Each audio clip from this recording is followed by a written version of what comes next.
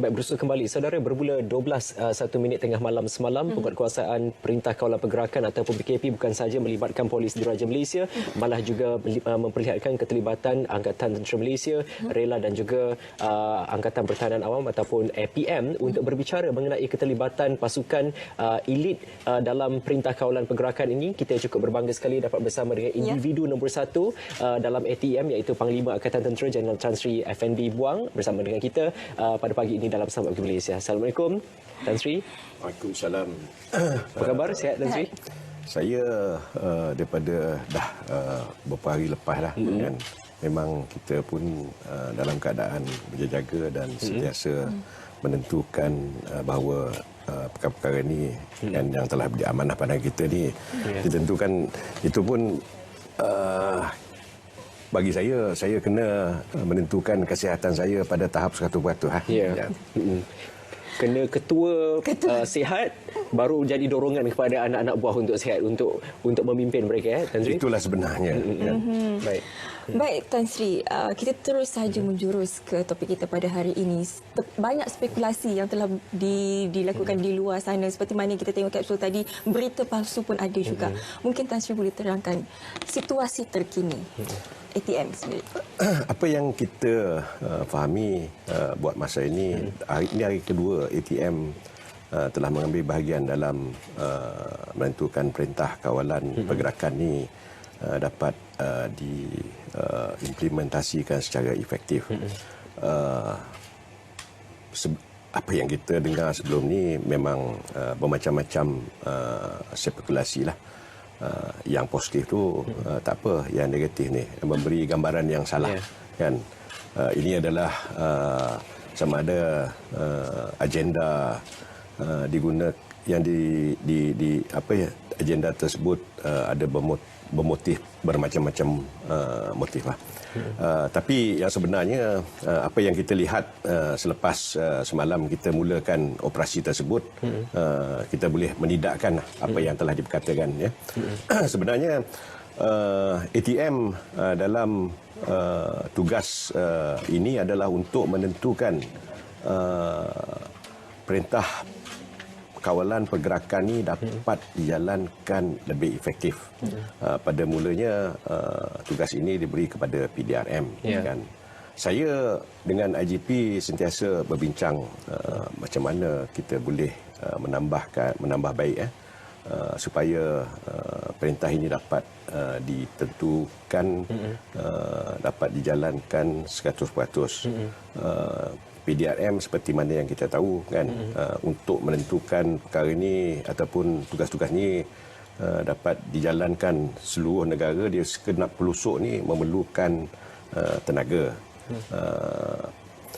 Manpower untuk PDRM kita tahu kan, jika terjadi tugas macam ni memang dia akan stretch to the limit lah. Saya sebagai Panglima ATM merasa kan kita sekarang ni dilanda oleh bencana. Orang sakit kan, bilangan orang sakit bertambah. Ada yang telah meninggal kan. Bilangan yang meninggal ni pun kemungkinan akan bertambah kan. It can happen to our loved one. It can happen to people that we know. And it can happen to anyone in Malaysia. Haruskah ATM berpeluk tubuh je? Tengok mengatakan ini bukan tugas utama saya. Kan? Bila negara melanda suasana seperti ini, kan? Bukan saja ATM, seharusnya kan seluruh masyarakat kita mengambil bahagian, mengambil tugas-tugas, mengambil apa yang kita boleh lakukan mengikut kemampuan kita untuk memberi sumbangan, membantu dan menyokong supaya kan bencana ini kita dapat tangani. Itu yang penting kan. Kalau kita nak berkira sama ada benda ni bukan tugas utama saya, bagi orang lain yang buat, kan, dia orang diberi gaji macam tu, ini adalah satu anggapan yang saya rasa tidak patut ada pada masyarakat Malaysia. Kita pada masa ini yang harus kita lakukan adalah bersama-sama untuk menentukan bahawa konsep kawalan pergerakan ni dapat dilaksanakan 100%. Ini adalah satu cara yang telah dibuktikan berjaya untuk memberhentikan merebaknya wabak COVID-19 ni, kan. Sebab apa? Dengan cara ini kita boleh mengimplementasikan social distancing. Social distancing ni, kan, adalah untuk menentukan, satu, identified siapa yang dah kena, dua, dapat isolatekan dia, dan untuk dia tidak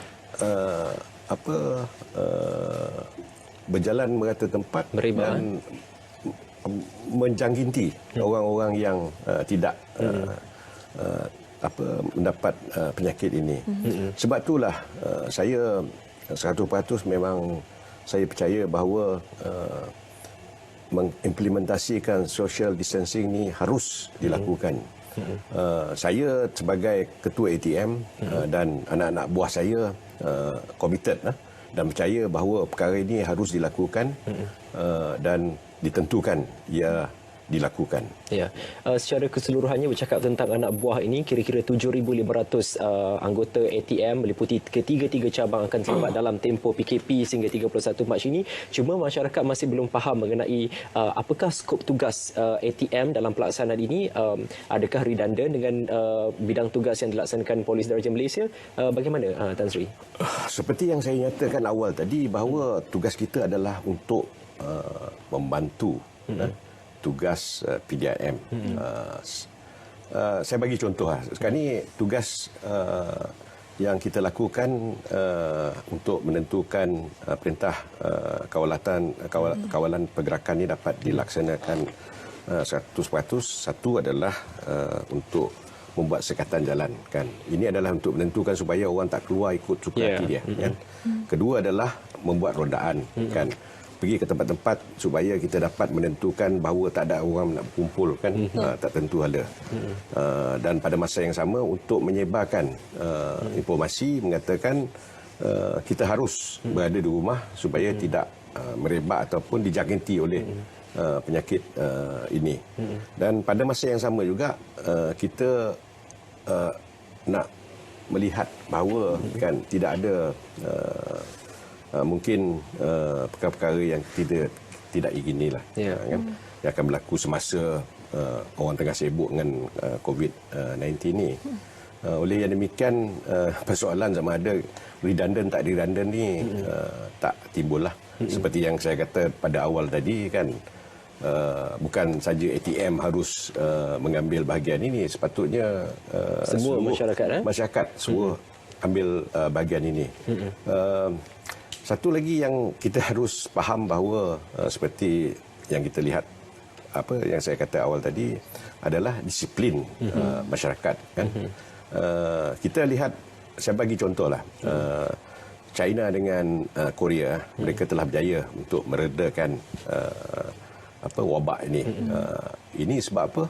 Sebab disiplin, sama ada didisiplinkan oleh pihak berkuasa ataupun masyarakat itu sendiri ada very strong disiplin. Jika perintah mengatakan social distancing ni amat perlu dilaksanakan, mereka melakukan, kan. Sebab itulah kita nampak dia punya keputusan tu, kan, dia berjaya, kan. Selagi kita tak dapat menerap ini pada diri kita, mengatakan kita harus mengambil bahagian ni, mana dia responsibility to yourself and your family. Kalau kata jangan bercampur dengan orang ni, kan, buat masa ni janganlah bercampur. Itu je, kan. So that small effort tu kan, daripada diri kita sendiri kan, will make a big difference to the country. Ya. Ya, betul. Arahan telah pun dikeluarkan, tapi ada lagi segelintir ataupun 10% yang telah seperti diberitahu semalam masih lagi berlega-lega di luar sana. Tindakan daripada pihak ITM terhadap mereka yang masih ingkar dengan arahan ini. Ini kita ada standard SOP Ya. kita yang kita guna dengan oleh pihak penguasa ni, ATM, PDRM dan juga yang lain, Rela, APM ni kan. Pertama kali kita menggunakan approach menasihati. Lepas tu kita bagi amaran. Lepas tu of course kalau masih mereka engkar, dan kita akan gunakan undang-undang lah untuk menahan mereka kan. Perkara legal tak legal menahan ni, sebab tu kita bertugas bersama dengan PDRM. PDRM di bawah Akta Polis kan, mereka boleh melakukan ini kan.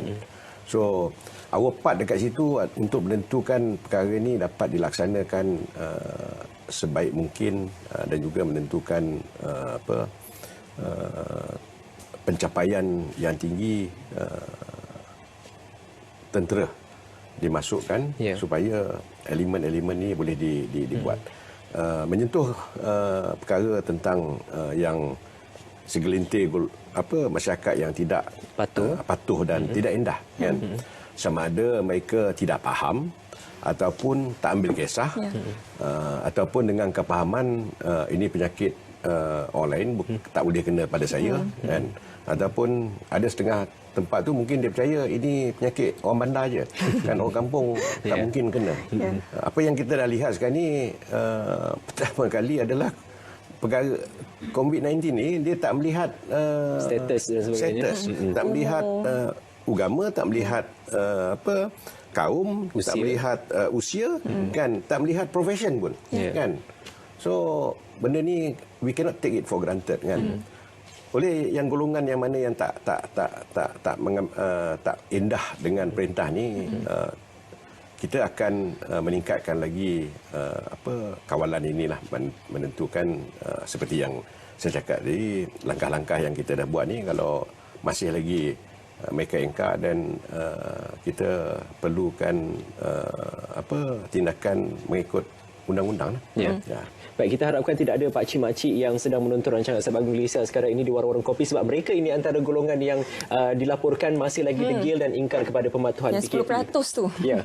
Tan Sri, pada awal pengumuman yang dibuat oleh Menteri Kanan Keselamatan mengenai keterlibatan ATM dalam PKP ini, ramai sebenarnya rasa gerun. Pada waktu itu juga timbul macam-macam berita palsu, penyebaran gambar-gambar kereta kebal lah ada, lepas tu ada anggota tentera dengan batang rotan yang besar.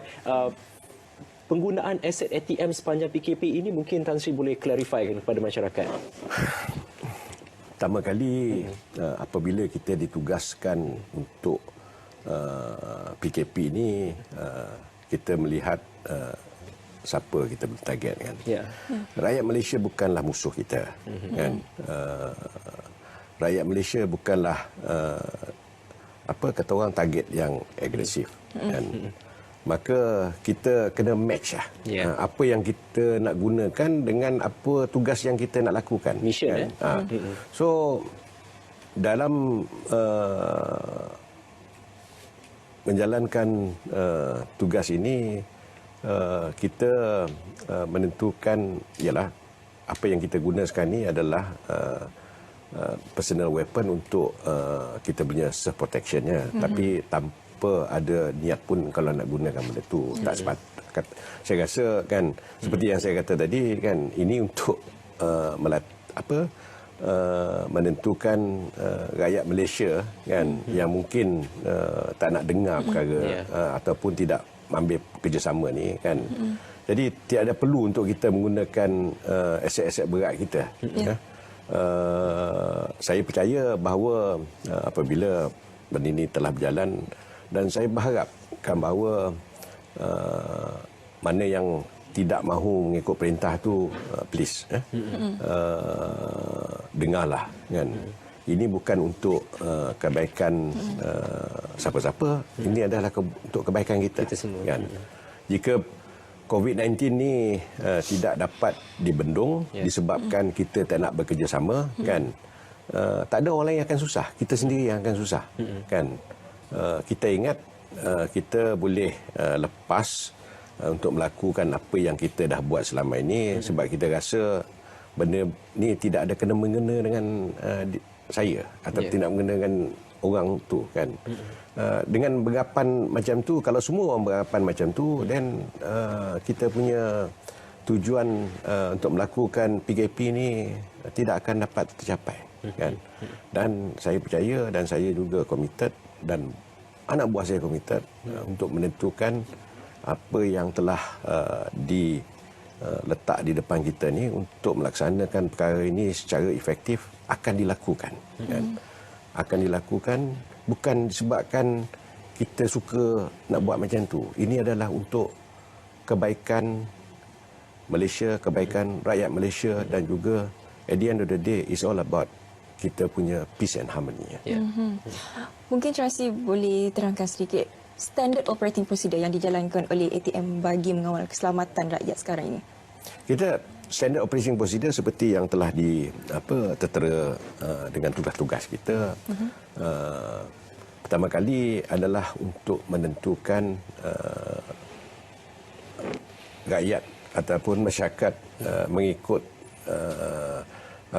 perintah yang telah dinyatakan dalam PKP ni. Apa dia kan? Satu, jangan keluar rumah kan. Dua, jangan berkumpul.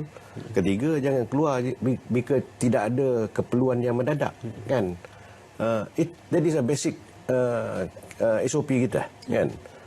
Jika mereka engkar dan macam saya cakap tadi, pendekatan dia sama kan. Mungkin benda ni dah sampai ke tahap hari ke-6 ni kan. Kita percaya semua orang dah tahu. Mungkin orang yang saja-saja buat ni mungkin dia nak kata orang nak test lah kan. Dia boleh dia kebal atau tak kebal kan. Kita tak naklah sampai ke peringkat mana kita terpaksa menggunakan kekerasan ke apa kan. Tidak perlu pun.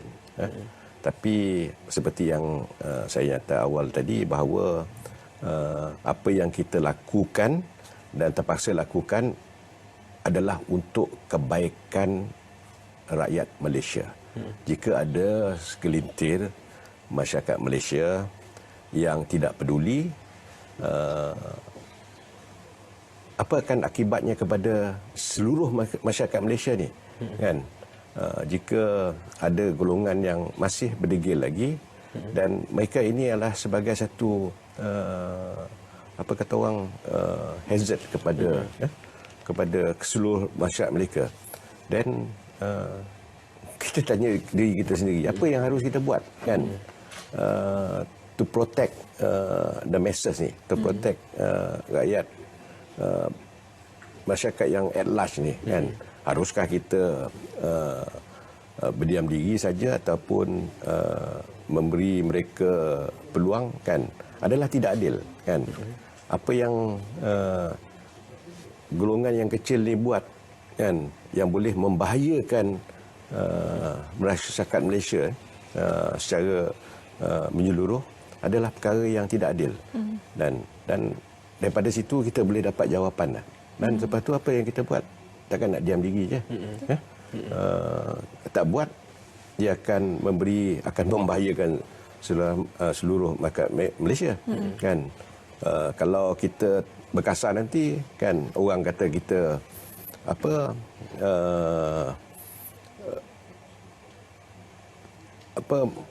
against the human right kan.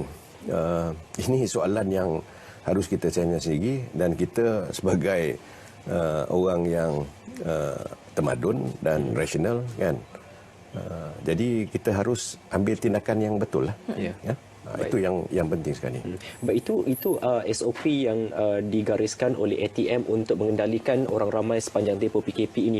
Tapi saya nak menyentuh sedikit Tan Sri mengenai bagaimana pula SOP dalam pengendalian contohnya baru-baru ini dilaporkan bahawa seorang kru KDI Mahawangsa merupakan PUI COVID-19 ini. Jadi dalam operasi ATM itu sendiri bagi memastikan penyebaran COVID-19 dalam kalangan anggotanya sendiri ada tersedia bagaimana? Ini daripada awal lagi kita dah ada kita punya SOP sendiri kan. In fact sekarang ni pada masa sekarang ni kan di camp-camp ni kita lakukan kita punya kawalan pergerakan sendiri kawalan pergerakan dan juga kita buat saringan kepada semua orang kan. In and out of the gate ni kan kita akan check setiap orang kan sama ada dia ada tanda-tanda berpenyakit ini ataupun tidak kan. Dan pada masa yang sama kita akan sekarang ni akan memperluaskan lagi, we will check every household ni, takut ada yang kata orang yang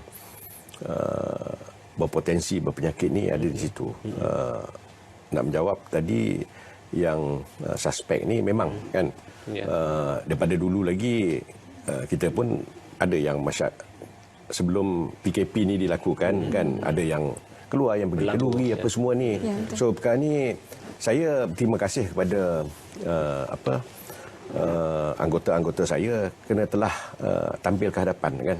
Bila dia rasa dia suspek ataupun ada kemungkinan kontak dengan orang yang suspek kan dia maju ke hadapan, dia kata kemungkinan saya dalam golongan yang berisiko.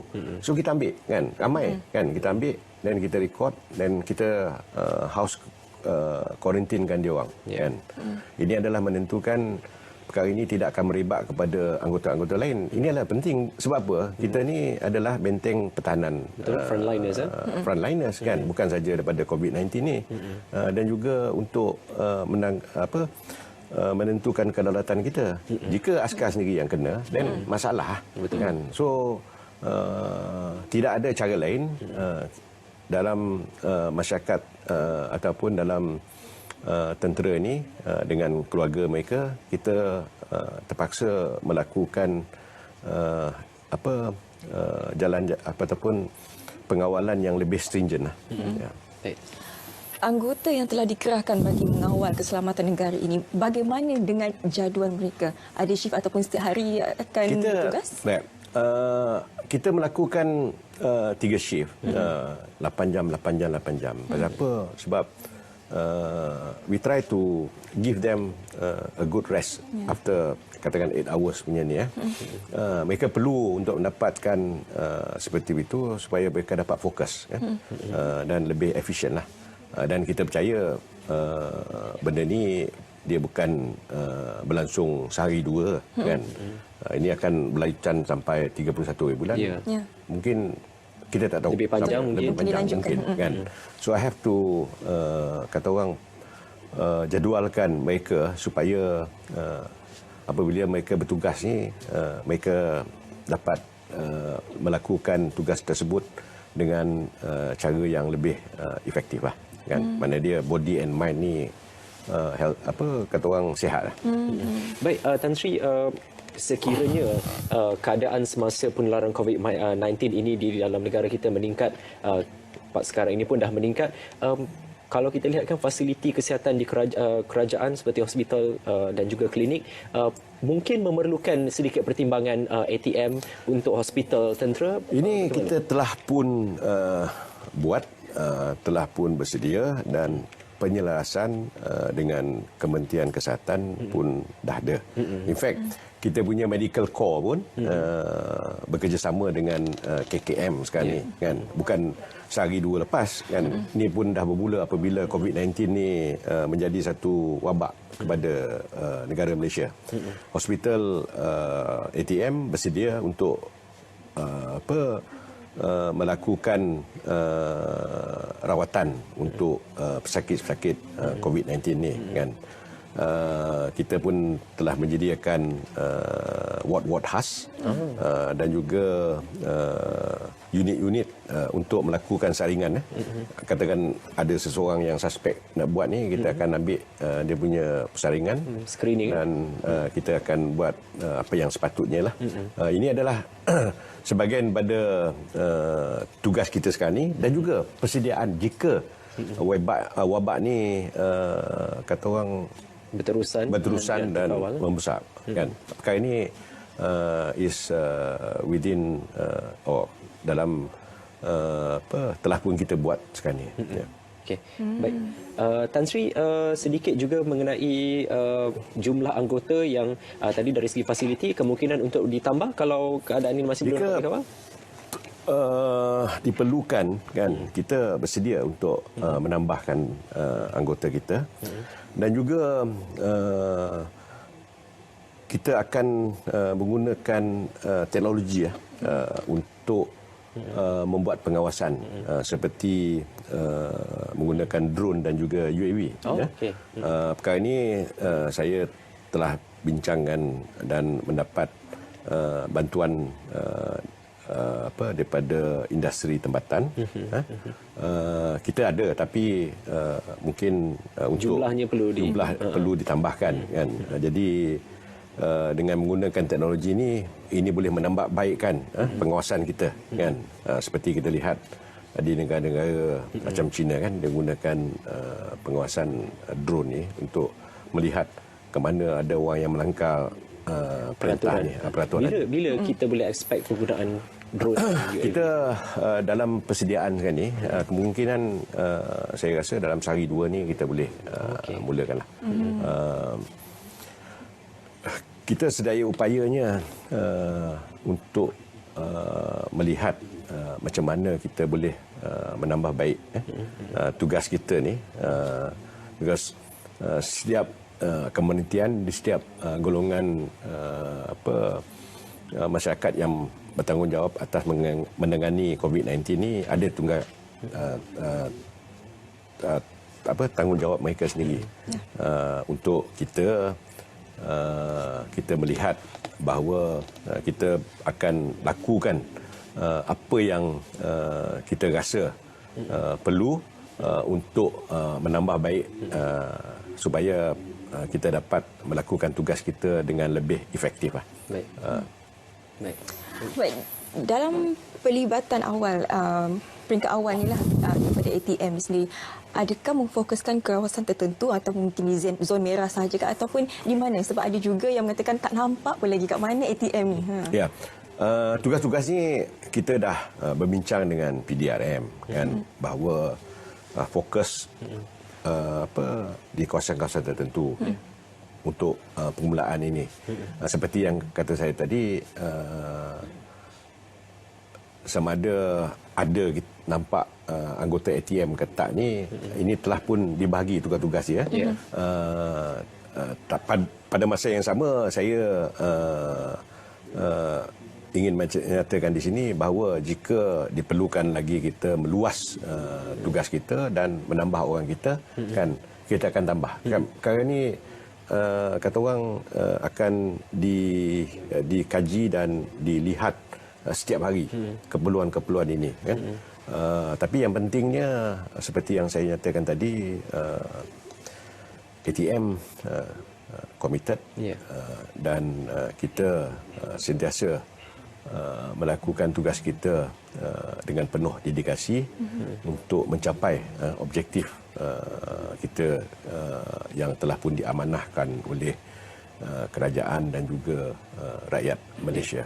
Baik, pastinya selepas tempoh sehari atau 2 hari ini, anda jangan risau kalau anda tidak dapat melihat secara fizikal anggota ATM itu, kerana ATM akan menggunakan pakai aset drone dan juga UAV untuk memantau pergerakan anda di seluruh negara, insya-Allah. Terakhir sekali, Tan Sri, sebelum kita menutup perbualan ini, sedikit pesanan bukan sahaja untuk masyarakat, malah anggota ATM sendiri dalam mengawal penularan wabak COVID-19 ini. Sepanjang bukan saja PKP mungkin akan berterusan sehingga kita benar-benar bebas daripada virus ini, Tan Sri. Pertama kali, saya mengucapkan terima kasih kepada ATM kerana memberi peluang kepada saya pada pagi ini untuk berkongsi pendapat dan juga meluahkan rasa saya tentang bahayanya COVID-19 ini. Saya menyeru kepada semua rakyat Malaysia bahawa wabak COVID-19 ini adalah satu wabak ataupun penyakit yang membahaya. Mungkin kita tak faham lagi, tapi kita boleh lihat ya. Contoh-contohnya, benda ni bukan terjadi kepada kita saja, terjadi kepada seluruh masyarakat dunia. Kita boleh lihat contoh yang baik dan contoh yang tak baik, kan? Jika kita tidak serius, tidak committed dan tidak mengambil bahagian diri sendiri kita untuk mengambil langkah-langkah yang telah diberi kepada kita, dinasihat kepada kita, it is our choice whether you want to see kata orang benda yang berjaya ataupun yang gagal. Tapi semestinya perkara ini saya kata bahawa langkah-langkah yang kita lakukan ini, this is what you can say, failure is not an option. Kan? Failure is not an option. Kita tak nak melihat orang kesayangan kita, orang yang kita kenal dan juga orang yang berada sebagai rakyat Malaysia ni kan akan merana, kan? Satu, ada yang meninggal, dua, ada yang kena penyakit ni, dan tiga, kan akibat-akibat orang yang dah terkena ni, kan. Jika perkara ni berlarutan, kan, banyak perkara-perkara ataupun keadaan-keadaan yang kita tidak boleh bayangkan akan berlaku. It is all our choice. If we don't take part on this, kan, saya rasa, kan, we will face the heavy consequences. Saya menyeru pada rakyat Malaysia, tolonglah, kan, bekerjasamalah untuk menentukan bahawa langkah-langkah yang telah dinyatakan untuk membentikan penyakit COVID-19 ini dapat dijalan dan dibuat dengan jayanya. It is not for anyone else, it is for yourself. Thank you. Baik, dengar baik-baik pesanan daripada APAI ini supaya memastikan kesejahteraan bukan saja diri anda, malah masyarakat Malaysia secara keseluruhannya. InsyaAllah kita doakan yang terbaik. Terima kasih banyak-banyak Tan Sri Effendi Buang kerana bersama dengan kami di Selamat Pagi Malaysia. Semoga apa saja yang dilakukan oleh ATM, polis ataupun kesemua anggota keselamatan dapat benar-benar menyekat penularan wabak COVID-19 dalam negara. Ya, betul.